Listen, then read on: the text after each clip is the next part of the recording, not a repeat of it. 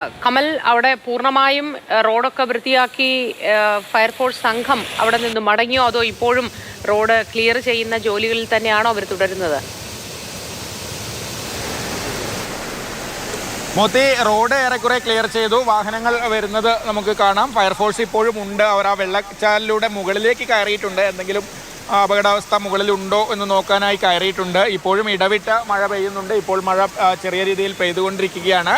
പക്ഷേ ഈ മേഖലയിലൊക്കെ ഈ മലമുകളിൽ നിന്ന് വെള്ളം സാധാരണ ഒഴുകി വരാറുള്ള മേഖലയാണ്. മാത്രമല്ല, ഈ ബൈപ്പാസ് നിർമ്മാണത്തിൻ്റെ ഭാഗമായി നീർച്ചാലുകളൊക്കെ പലതും മൂടുകയും കൽവേട്ടുകളൊക്കെ ഒഴിവാക്കുകയും ചെയ്തിട്ടുണ്ട്. അതിൻ്റെയൊക്കെ ഭാഗമായാണ് ഈ വെള്ളം തെറ്റായ ദിശയിൽ ഒഴുകി, അതായത് റോഡിലൂടെയൊക്കെ ഒഴുകുന്നത് എന്നാണ് ഇവിടെ ഉണ്ടായിരുന്ന പഴയ ആളുകളൊക്കെ പറയുന്നത്. ബൈപ്പാസ് വന്നിട്ട് ഏതാണ്ട് ഒരു 15 വർഷം മുമ്പൊക്കെയാണ് ബൈപ്പാസിൻ്റെ നിർമ്മാണം തുടങ്ങിയിട്ട് 10-30 വർഷമായി. ബൈപ്പാസ് ഉദ്ഘാടനം ചെയ്തിട്ട് ഏതാനും വർഷങ്ങളാകുന്നതേ ഉള്ളൂ.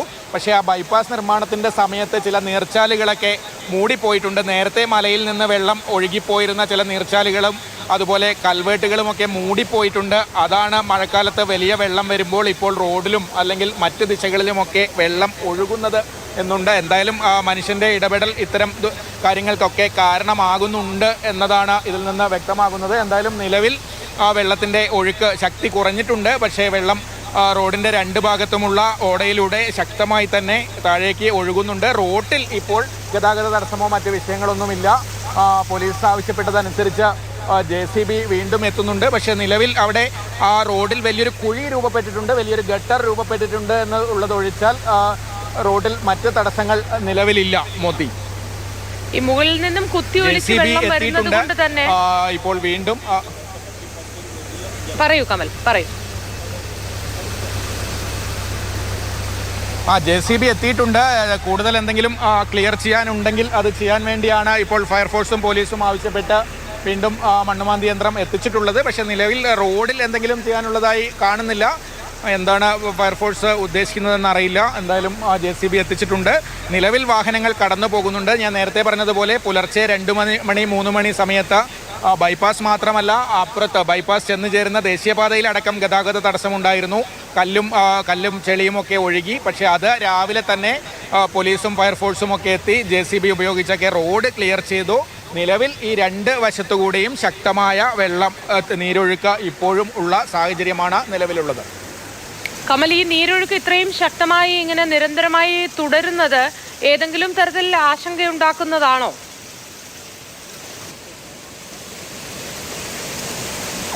മോത്തി, നിലവിൽ അത്തരത്തിൽ ആശങ്കയില്ല. കാരണം ഞാൻ പറഞ്ഞതുപോലെ ഇതിന് മുകളിൽ എവിടെയും ജനങ്ങൾ നിലവിൽ താമസിക്കുന്നില്ല. താഴേക്ക് ഈ തോട്ടിലേക്കാണ് വെള്ളം ഒഴുകിപ്പോകുന്നത്. നീരൊഴുക്ക് കൂടിയാൽ മാത്രമേ ഏതെങ്കിലും രീതിയിലുള്ള ബുദ്ധിമുട്ടുകൾ ഉണ്ടാവുകയുള്ളൂ. നിലവിൽ അത്തരമൊരു സാഹചര്യമില്ല. ഉരുൾപൊട്ടൽ ഭീഷണിയെ പറ്റിയാണ് ഞാൻ ഉദ്ദേശിച്ചത് കമൽ. അതായത് ഇങ്ങനെ തുടർച്ചയായി വെള്ളം ഒഴുകിക്കൊണ്ടിരിക്കുമ്പോൾ ആ കൂട്ടത്തിലുള്ള മണ്ണിടിഞ്ഞ് താഴേക്ക് വരാനുള്ള ഒരു സാധ്യത ഇനിയും നിലനിൽക്കുന്നുണ്ടോ എന്നത് സംബന്ധിച്ചാണ്. മോത്തി, മഴ കൂടിയാൽ, ഇനിയും ശക്തമായ മഴ പെയ്താലാണ് അത്തരം അപകട സാധ്യതയുള്ളത്. നിലവിൽ രാവിലെ ഉണ്ടായിരുന്ന അത്ര വെള്ളം ഇപ്പോഴില്ല. വെള്ളം നല്ലോണം കുറഞ്ഞിട്ടുണ്ട്. കൂടുതൽ ശക്തമായി ഇന്ന് പകൽ മഴ പെയ്യുകയാണെങ്കിൽ ഏതെങ്കിലും രീതിയിൽ അത്തരത്തിലുള്ളൊരു സാഹചര്യം മലയ്ക്ക് മുകളിൽ ഉണ്ടായേക്കാം. അതുകൊണ്ട് തന്നെ ആയിരിക്കും ഫയർഫോഴ്സ് സംഘം JCB അടക്കമുള്ള മണ്ണുമാന്തി യന്ത്രമൊക്കെ വരുത്തി ആ സ്ഥലത്ത് സുസജ്ജമായി നിൽക്കുന്നതും എന്ന് തോന്നുന്നു.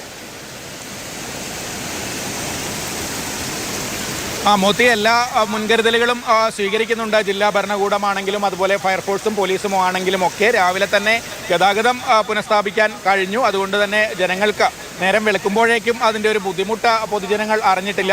മറ്റൊന്ന്, ഇന്ന് വിദ്യാഭ്യാസ സ്ഥാപനങ്ങൾക്കൊക്കെ അവധിയാണ്. പക്ഷേ അന്തർ സംസ്ഥാന പാതയാണ്. അതുകൊണ്ട് തന്നെ ദേശീയപാതയിൽ ഗതാഗത തടസ്സമുണ്ടായാൽ ജനങ്ങൾക്ക് വലിയ രീതിയിൽ ബുദ്ധിമുട്ടുണ്ടാകുമായിരുന്നു. അത് പക്ഷേ രാവിലെ മണിക്കൂറുകൾക്കകം തന്നെ പോലീസിന് ക്ലിയർ ചെയ്യാൻ കഴിഞ്ഞു.